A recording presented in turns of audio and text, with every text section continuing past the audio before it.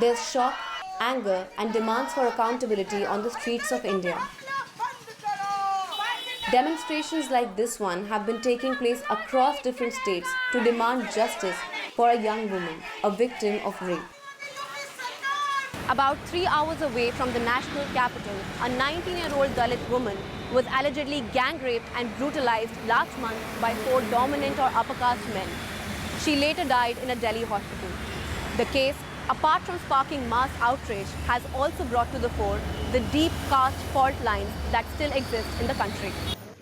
The crime took place in the Hathras district of Uttar Pradesh, the country's most populous state and one where strong caste divisions and conflicts are particularly evident.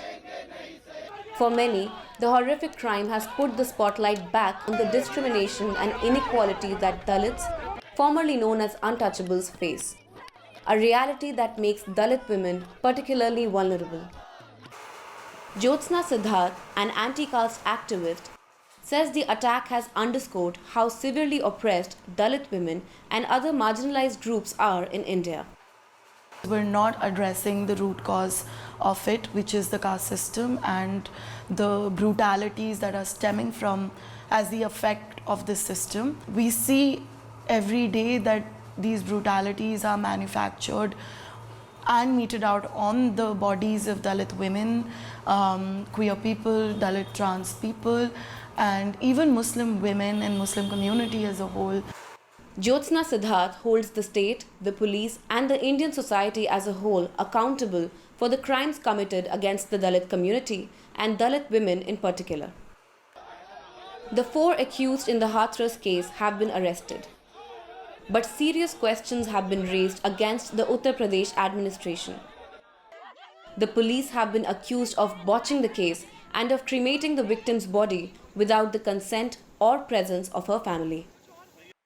A former state police chief says the case was handled insensitively. He says the woman's caste played a major role.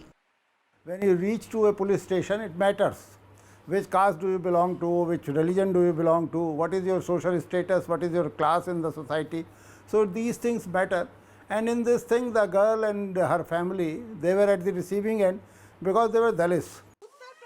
The incident has once again shone a light on the shocking number of crimes against women, particularly Dalit women in India. And demands to confront the issue are growing ever louder.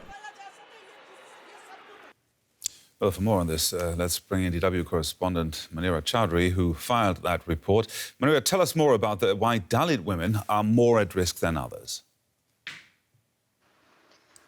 Well, to understand that, we need to understand how the caste system essentially functions in India. It's basically a social hierarchy system amongst Hindus which dates back thousands of years, in which the social status of the person is decided right at their birth. It categorizes people into 4 different categories, and the Dalit community, which were formerly known as untouchables, fall at the very bottom rung of the system. In fact, technically, they fall out of it. So even though untouchability was officially abolished in the 1950s, we do see caste system playing out in many ways, even today, in different ways. For example, it does reflect in the loss of opportunities for people coming from Dalit communities, whether it's in the education system or their professional lives, or even when they face social isolation.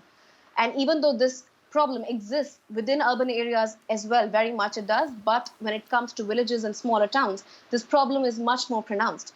So when it comes to women from these Dalit communities, they are anyway vulnerable when it comes to security risk or discriminations that women in general feel, but also they do have their caste status imposed on them, which makes them more vulnerable and put them at the receiving end of many such crimes which are carried out by people from dominant castes based on the social hierarchies and the woman's status, caste status. Manira, we saw in your report there have been many protests in the country, but what hope is there of preventing these crimes? Well, over the past few years, there have been many social movements which have come up. There have been leaders, but the power structures which are so entrenched against people from Dalit communities, and I don't only mean in social life, but even in public institutions like the police itself, as the ex-police officer in the report mentioned, that when, especially in smaller towns, when a person's entered the police station to file a complaint, the person's social status and their caste status matters. But over the past few years, there have been Dalit assertion movements, and there have been many groups which have come up which focus and address the intersections of caste and gender. But they also feel that the society as a whole needs to be sensitized further. But why are there so few convictions in rape cases in India? Is the legislation not adequate? Well, after the 2012 gang rape case, which took place in Delhi, which got global attention, the laws which addressed harassment and rapes were strengthened, and we do have a legislation and act which addresses the problems of atrocity and crimes which are based on caste system. But the problem usually arises when it comes to implementation of these acts and these legislations, because as I mentioned, the power structures which are also playing out very much out in the open in public institutions are very much stacked against this community. So the problem comes when you implement these laws on the ground, which are weak. Munira Chowdhury, thank you very much for this.